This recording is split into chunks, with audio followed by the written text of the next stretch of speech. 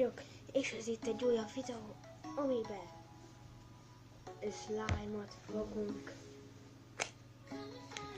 kipróbálni. Itt vettem a kínaiba 200, kemény 200 forintért.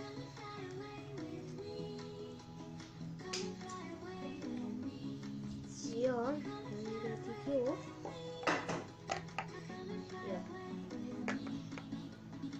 Ja.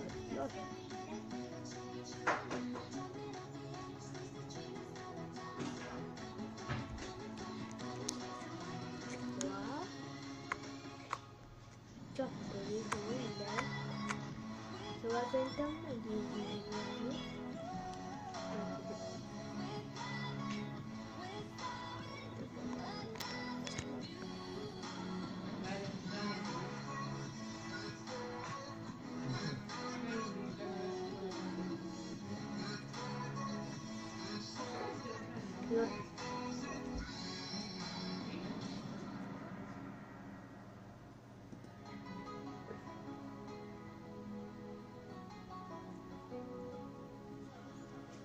ugye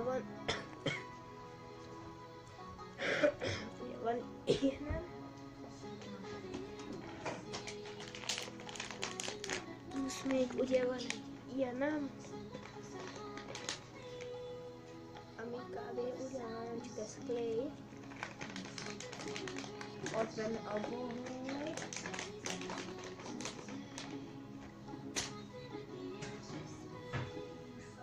Szóval ja, ezt szeretném volna nektek bemutatni. Ha tetszett, dobjatok a lájkot és iratkozzatok fel. Sziasztok!